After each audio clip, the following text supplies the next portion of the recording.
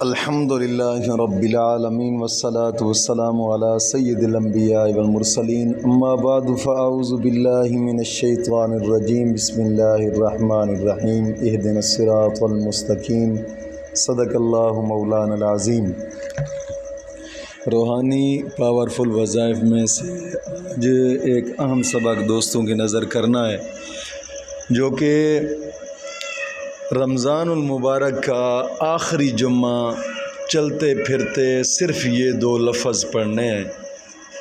انشاءاللہ العزیز جو چاہو گے وہی ملے گا، جو چاہو گے۔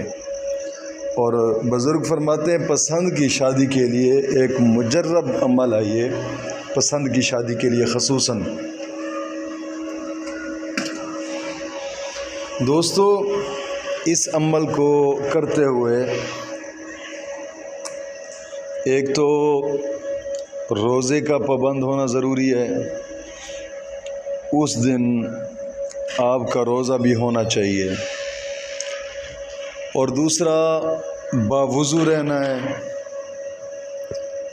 سارا دن،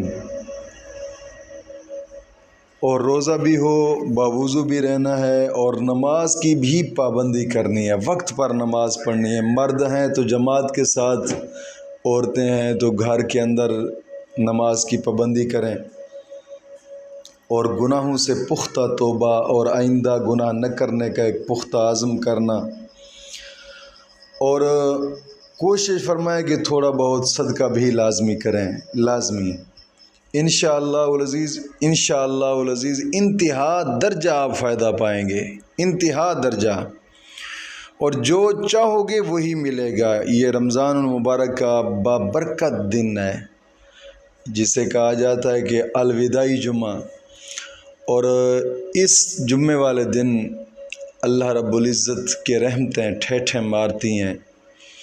اور انسان اپنے رب کی بارگاہ سے جو مانگتا ہے انسان کو وہی ملتا ہے۔ آپ کوشش کریں کہ صدقے دل سے انشاءاللہ العزیز یہ دو الفاظ انہی طریقے سے اور انہی شرائط کے ساتھ آپ پڑھیں۔ انشاءاللہ العزیز جو چاہو گے ملے گا، اور جہاں چاہیں گے وہیں پہ ملے گا، اور جہاں چاہو گے وہیں پہ شادی ہوگی انشاءاللہ العزیز۔ اور بزرگ فرماتے ہیں پسند کی شادی کا ایک مجرب عمل ہے، یہ بہت زبردست وظیفہ ہے، لیکن کرنا انہی طریقے سے ہے۔ اور جمعے والے دن جب نماز فجر آپ ادا کریں، نماز فجر ادا کرنے کے بعد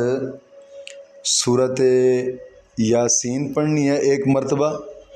اور پھر اس کے بعد درود پاک پڑھتے رہنا ہے سورج نکلتے وقت تک،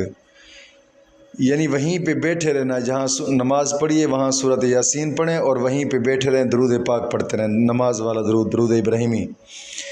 جب دیکھیں کہ سورج طلوع ہونے کے 20 منٹ گزر چکے ہیں، سورج طلوع ہونے کے بعد یا آدھا گھنٹہ گزر چکا ہے، پھر اس کے بعد آپ کھڑے ہو کر جناب علی نماز چاشت اور اشراق ادا کریں۔ نماز چاشت اور اشراق ادا کرنے کے بعد پھر 11 مرتبہ درود پاک پڑھیں، درود ابراہیمی، نماز والا درود، اور پھر چلتے پھرتے اٹھتے بیٹھتے ان الفاظ کو پڑھتے رہنا ہے۔ ہاں اگر کوئی خاص بات کرنی ہوتی ہے یا کوئی خاص معاملات ہوتے ہیں جو نبھانے ہوتے ہیں وہ بے شک نبھائیں، لیکن اس وظیفے کے درمیان میں فضول بات سے گریز کریں، فضول بات نہیں کرنی۔ پھر چلتے پھرتے اٹھتے بیٹھتے انہی دو الفاظوں کو پڑھتے رہنا ہے، یا مسبب الاسباب، یا مسبب الاسباب، یا مسبب الاسباب۔ اپنے جناب علی جو مقصد ہے اس کو ذہن میں رکھ کر چلتے پھرتے اٹھتے بیٹھتے پڑھتے رہیں، اور جب آپ روزہ افطار کرنے کا وقت آئے، روزہ افطار کرنے کا جیسے وقت آئے اس سے 5 منٹ پہلے